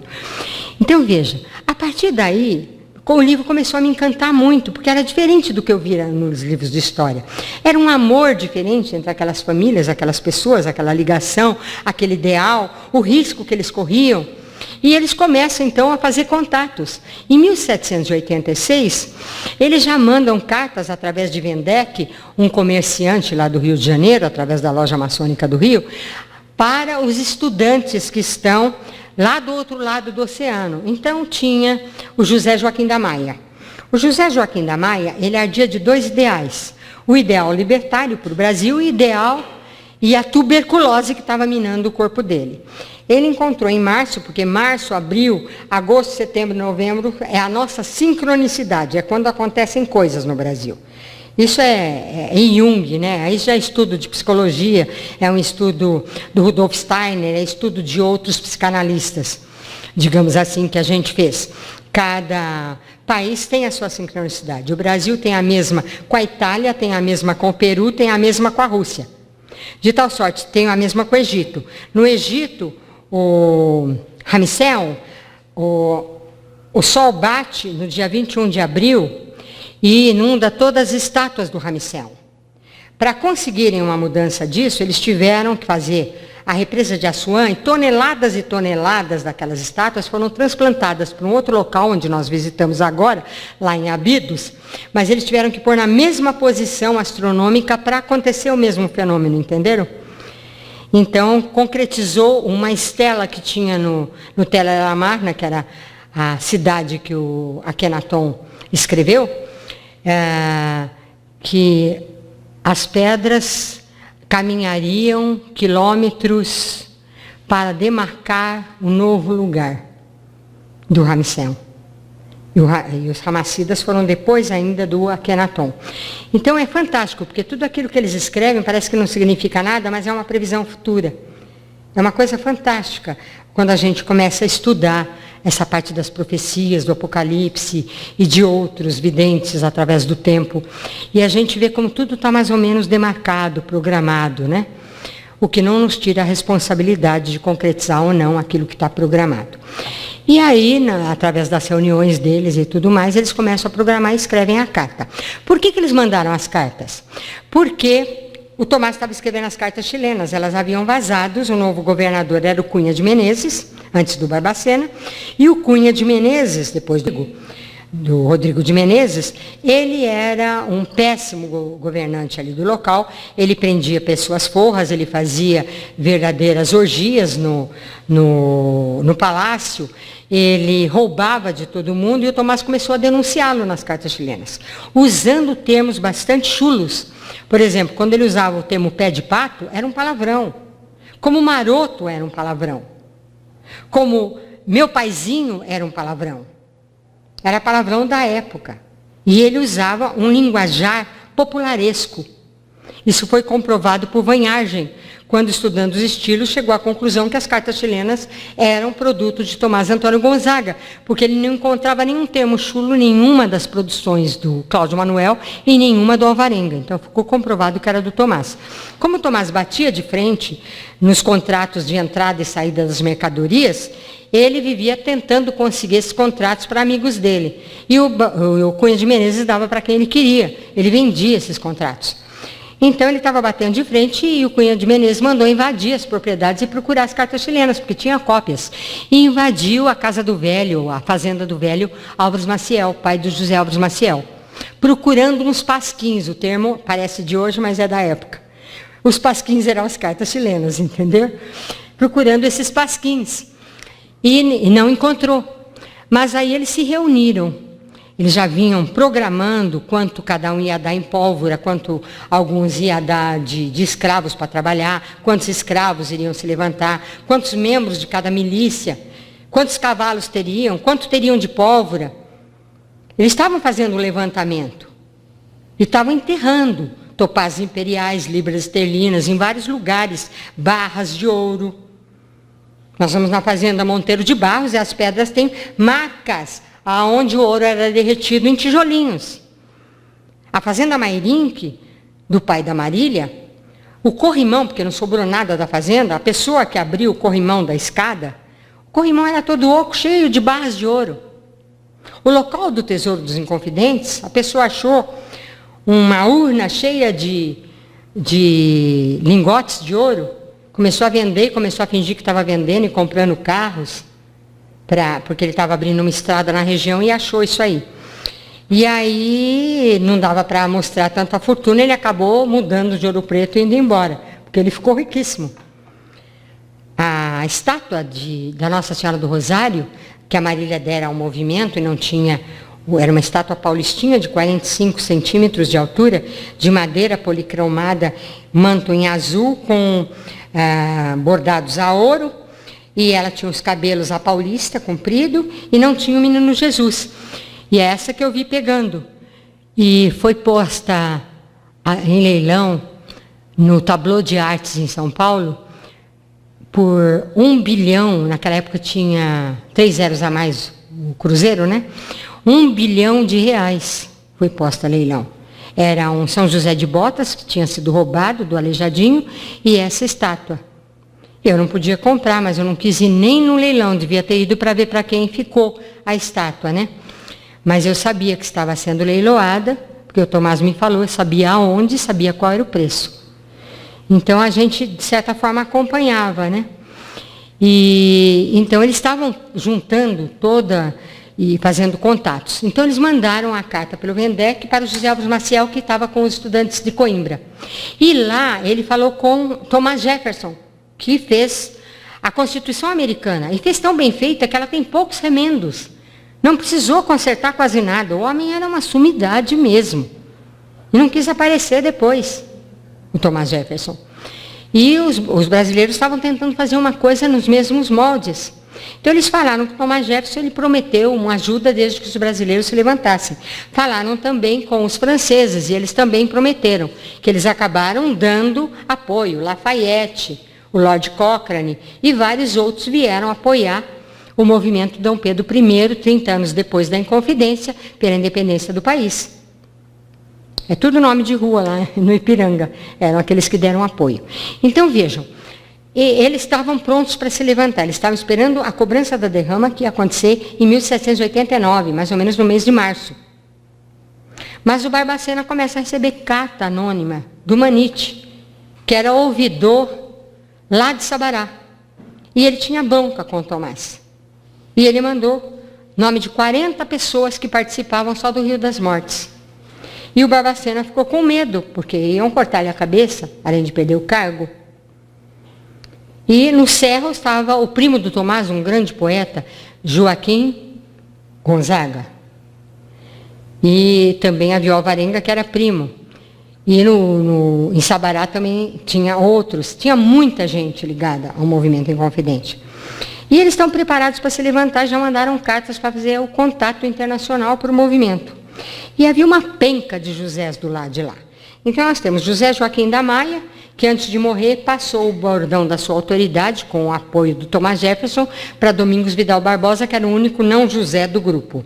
José Joaquim de Souza Ribeiro, que levou a carta, que foi para lá em setembro de 1786. Eleutério José Delfim, que levou a carta. José Maria Joaquim Vigarous, que também participava. O José Alves Maciel, que eu já falei, né, que depois foi o Monteiro Lobato. O José Mariano Leal, que era irmão de um amigo do Tomás, José de Sá Bittencourt, que era da região de Caetés, mas era baiano. Convidou depois Tomás para fugir com ele. E estava o José Bonifácio de Andrade e Silva, junto com o José Mariano, estudando siderurgia para trazer para cá. Então era uma penca de Josés. E o único que não era o Domingos Vidal Barbosa, que era médico formado em Bordeaux. Então ele pegou esse bastião da autoridade.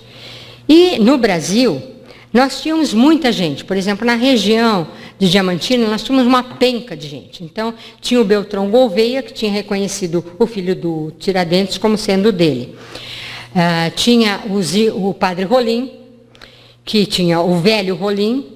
Tem uma história muito grande sobre o Rolim, mas aí eu já vou passar da hora. Eu não sei nem que horas são, não estou conseguindo enxergar isso aqui. Também eu pus o relógio de ponta cabeça. Quero enxergar direito. Já viu, né? Tem que ser eu para fazer isso. Tenho que encerrar. E então, nós temos 3 Vieira Couto. Nós temos o José Vieira Couto, o Joaquim José Vieira Couto, que foi enterrado na região do Jequitinhonha, e seu túmulo tem as insígnias de grau maior da maçonaria. E temos um que foi preso na barreira de Santo Antônio, lá em Lisboa, uma prisão terrível portuguesa. Ele ficou preso lá e estava junto com o José Hipólito da Costa. E os maçons só podiam livrar um, sortearam e livraram o José Hipólito da Costa, e o outro, que era o José Joaquim da Silva, José Joaquim Vieira Couto, morreu nessa prisão. Entendeu? E quando eu lancei o Confidência, recebi uma carta na Edicel, eu falei, eu preciso responder isso aqui minutizada. Era de um senhor chamado José Costa Andrade, que morava em Belo Horizonte. Ele estava duvidando do livro, porque ele era agnóstico, ele era maçom, e ele ajudara a pesquisar, o Tarquínio a pesquisar as coisas sobre a Inconfidência Mineira. O Tarquínio José Barbosa de Oliveira era nada menos que o Cláudio Manuel da Costa, que escreveu 10 volumes sobre os Altos da Devassa. Esteve no Porto e pegou o 2º volume de obras completas de Tomás Antônio Gonzaga num sebinho, e quando morreu passou para o José Costa Andrade. E o Costa Andrade, antes de morrer, passou para mim com todas as anotações e a dedicatória, para ver que veio para mim muito depois do Confidências, desse livro.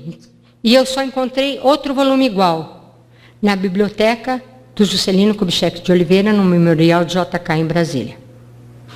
Também que ele comprou no Porto, onde o Tomás nasceu. Então existem 2, um na minha casa e outro no Memorial de JK. Mas o meu está todo anotado com o Tarquínio. Então, esses Inconfidentes voltaram. O Juscelino era o Salvador Gurgel, amigo lá em Moçambique do Tomás Antônio Gonzaga, que curava muita gente, que o povo quis canonizá-lo. Voltou novamente como médico e foi se dedicar à política. Como o Álvares Maciel veio como promotor e foi se dedicar às riquezas naturais do país, que não tinha nada a ver com a profissão dele. Então, eles 4, eu sabia que 4 estavam encarnados. Um foi o Lote, que era o militar, cabeça de mula, do Oliveira Lopes, que não sabia ler nem escrever, mas quando o Tiradentes foi preso, mandou a Dona Hipólita escrever uma carta e mandou pelo alfaiate Vitorino Coimbra para Ouro Preto para fazer o comandante dos dragões, Francisco de Paula Freire, se levantar. Ele não se levantou. Ele se arrependeu muito, ele morreu louco no exílio. Ele se arrependeu de não ter levantado. E o Vitorino, como estava apanhando dos soldados portugueses, ele engoliu a carta. E por isso ele chamou os caras de maroto, que era um palavrão, ele apanhou 30 açoites em volta da forca. E no dia 21 de abril de 1792, depois de 3 anos de sofrimento nas cadeias, depois de denúncias, depois de desaparecimentos, depois de morte, de sequestro de bens, de sofrimento, eles ouviram uma lição, uma sentença no dia 18 de abril, totalmente falsas. Então, eles ajaizaram tudo com panos pretos, só se ouvia o coice das armas, o bater das portas, os juízes de alçada, os meirinhos e os padres que desceram a barreira de Santo Antônio, 11 padres cantando o Te Deum, dizendo que 11 seriam condenados à forca. Eles ouviram uma sentença falsa e todos eles choraram, e todos eles se arrependeram de terem se levantado contra a Dona Maria, quando o mais novo deles, o Rezende de Costa Filho, levantou e disse ao pai, chamando a atenção: a vida é eterna, roubar-nos-ão o corpo da carne, mas o nosso ideal continua. E aí deu ânimo a eles, aí leram a sentença verdadeira que dava a morte apenas para o Tiradentes e os outros iriam para o degredo. E quando foi às 11 horas da manhã, sol a pino, o portão da cadeia se abriu. E da cadeia você avistava o Paço Imperial, onde anos antes, anos depois, aliás, a princesa Isabel assinaria a Lei Áurea. E avistava-se a Ilha das Cobras, bem próximo da praia, aonde ficou preso vários inconfidentes, inclusive o Tiradentes. Foi de lá que ele foi trazido para ouvir a sentença, o Domingos Vidal Barbosa e outros. E aí apareceu Tiradentes, com a cabeça raspada, a alva branca dos condenados, costurada, fechada, e uma corda, o Jerônimo Capitânio puxando para levá-lo à forca. E atravessou a rua do Piolho, da Cadeia, do Largo de Lampadosa, e acompanhado pelos irmãos dos beneditinos, da Sé, da Barreira de Santo Antônio, onde ele tinha irmãos padre, dos terceiros de São Francisco, dos irmãos do Rosário, das almas do Purgatório, da Santa Casa de Misericórdia,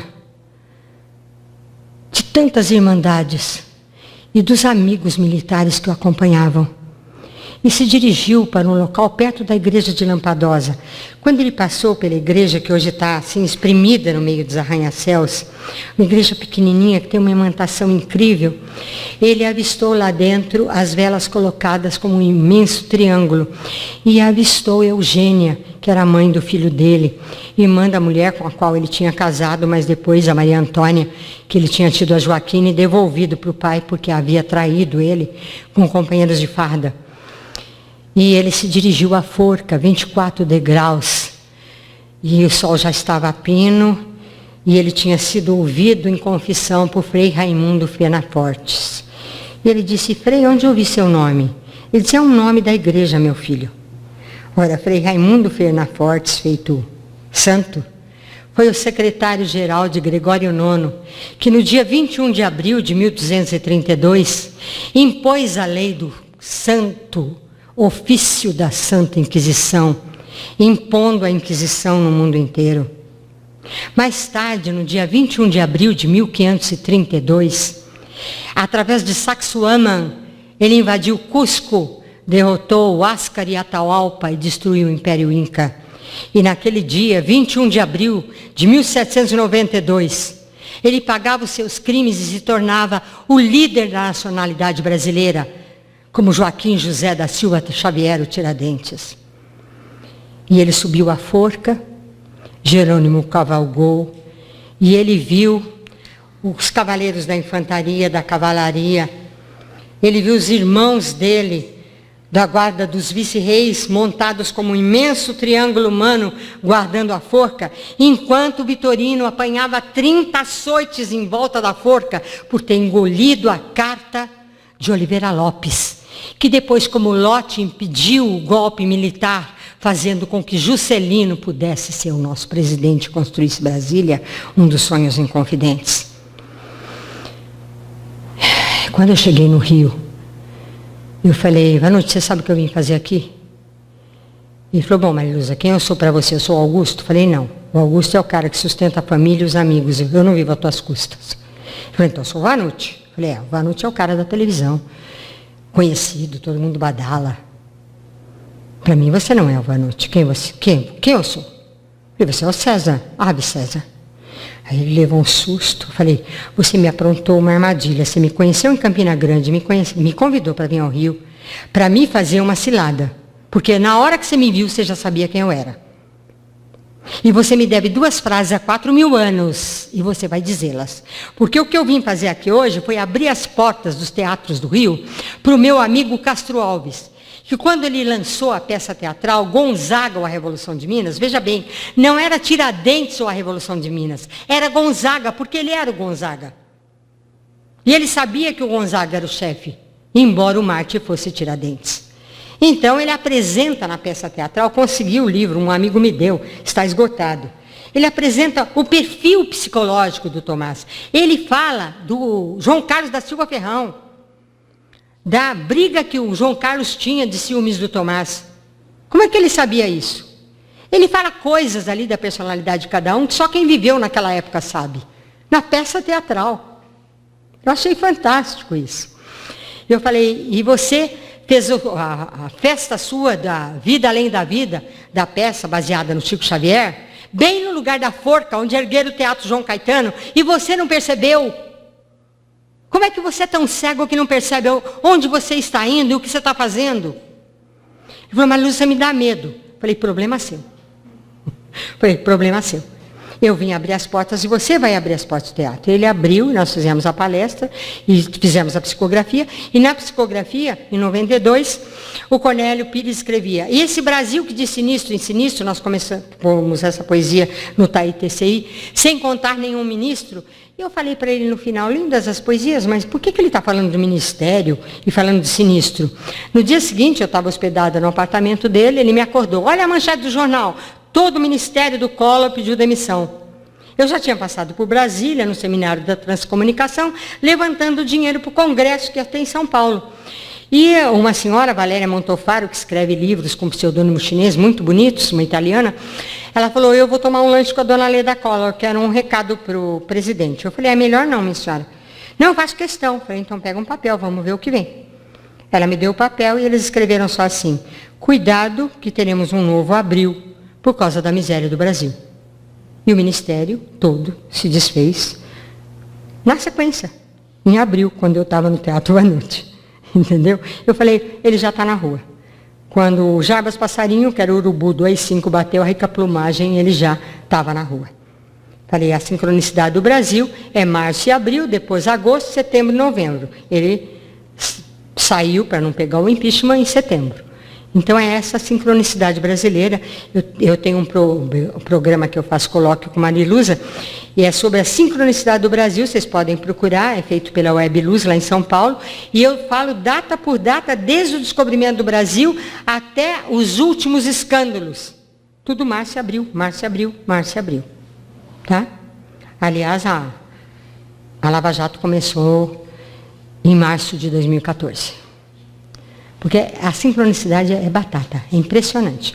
Então, se vocês quiserem ver minhas lives, eu faço domingo às 20 horas, sobre o culto cristão do lar, e eu tenho já vários programas que foram ao ar, da Web Luz e também no Avimeo, que é o Colóquio com Mariluza.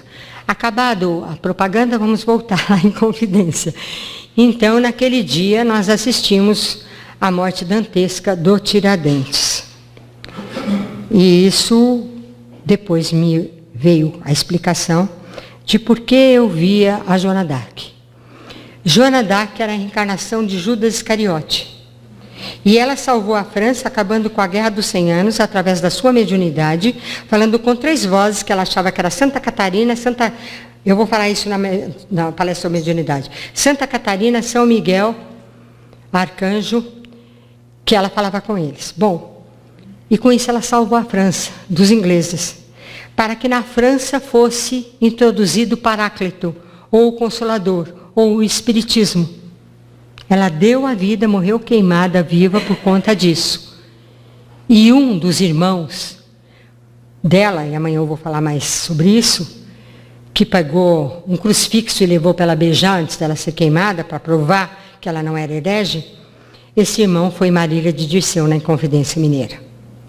E aí eu entendi por que Joana d'Arc aparecia no introito de todas as vezes que eu ia receber um livro. Eu não achava concatenação, mas eu achei numa palestra que eu fiz mediunizada e eu falei isso. E como o pessoal depois me contou, eu não sabia o que eu tinha falado.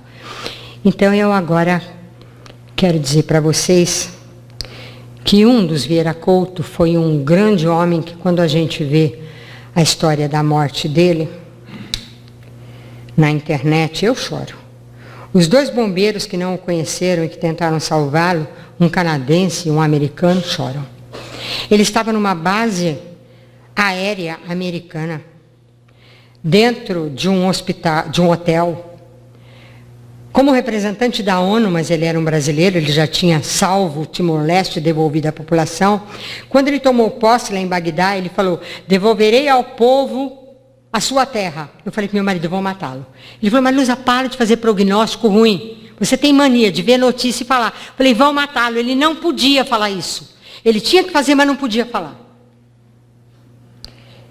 E não ele avisou que ia ter um atentado contra o hotel. E não puseram nenhuma segurança.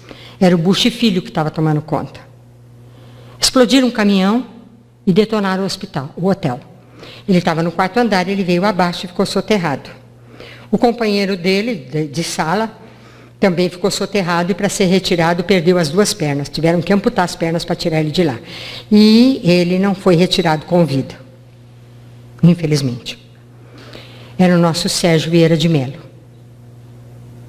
Era o Inconfidente que foi enterrado com as insígnias de grão-mestre maçom.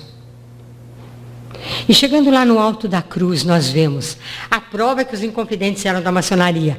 Nós encontramos o altar maçônico na casa do Antônio Vieira da Cruz, que era compadre do Domingos Abreu Vieira, que era compadre do Tiradentes, e que era parente do Rolim.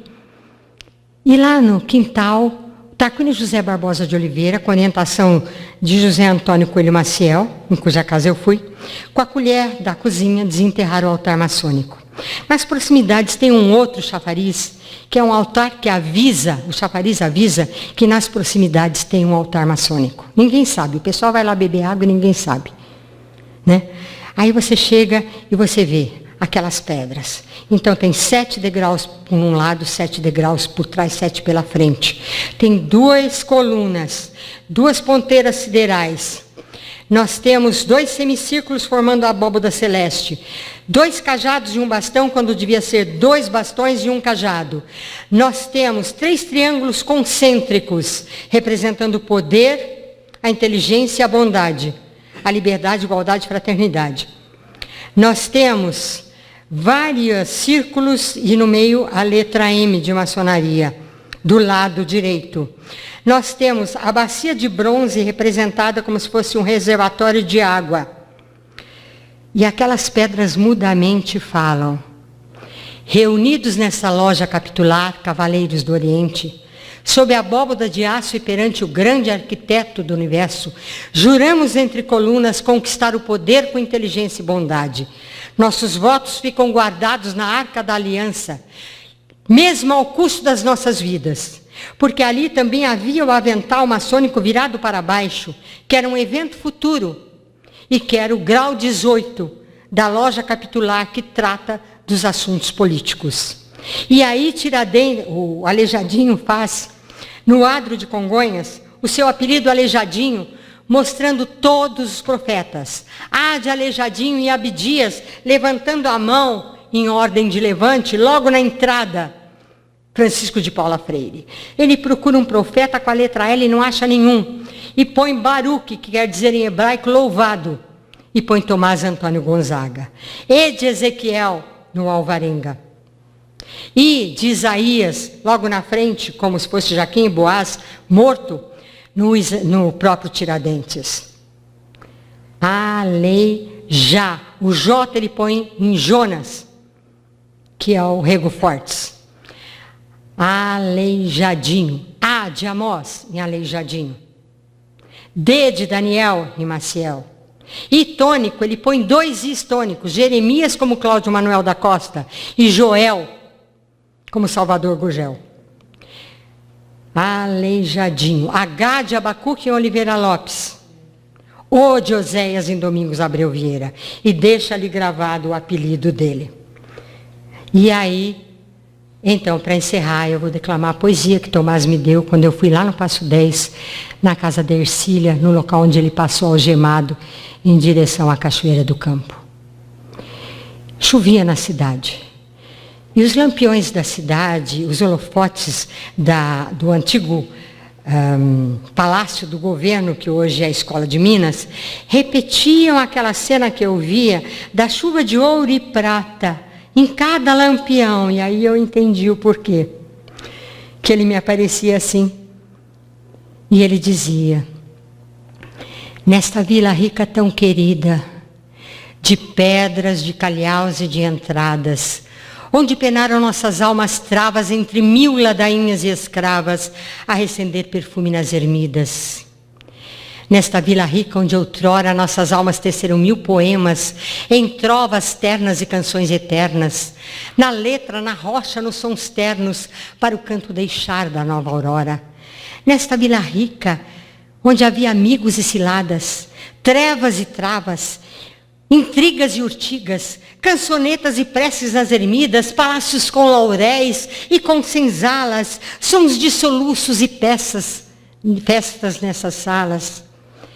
Nesta vila rica onde hoje torno, sorvendo na saudade longos haustos, Depois de carpir algemas e altos que devassaram as nossas esperanças do mundo de Jesus por nossa herança.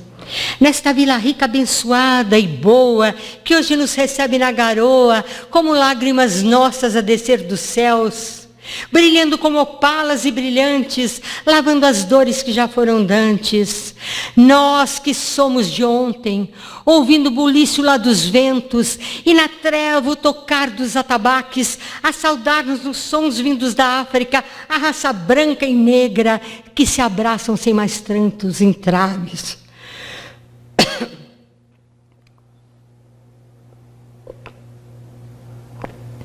Nós, que somos de ontem, de mãos dadas, palmilhando de novo essas estradas de chicote, de sangue, de emboscadas, voltando contente nessas novas plagas, na fé e no amor com que tu nos afagas. Queremos bem dizer-te nestes versos, apesar do destino adverso, da prisão, do exílio, da desgraça, na eternidade que nos enche de júbilo, no coração o néctar na taça. E dizer, como é bom ver nesta terra boa a semente do espiritismo que se doa para os jardins de luz, em açucenas, lírios, rosas, cravos e falenas, na multidão necessitada e louca. Míseros seres com os pés na lama, volvei os olhos às luzes que vos chamam, ouvi a voz na música da brisa, não mais terço, penitência, missa, mas doação eterna de amor, enxaga e chama. Pisando de mansinho esses largos, as escadas subindo sem os fardos das injunções políticas, libertos, nós, profetas, doutores, militares, choramos o retorno nesses lares. São lágrimas de alegria e comoção doídas, a dizer 1000 graças nessas vidas. Graças, Senhor, pela dor incutiladas, por vermos nossas cruzes esmaltadas, a luzir no dossel dessas estrelas. Graças, Senhor, por poder dizer poemas, afagando e beijando as mãos pequenas, por bem dizer-te graças após tanta tortura, e esperarmos vestidos de ventura, o futuro de luz com que tu nos acenas. Graças, Senhor, nos ricos rios seculares, nessas montanhas e povo e altares, nesses templos de pedras angulares, e perdão, perdão se não fizemos tanto, mais do que amar e tramar em luto e pranto, deixando essas sementes insepultas das nossas próprias mentes indultas a esperar o dia do Senhor. Perdão por nossos votos e esses versos de luz, de fé, de paz e de amor. Obrigado.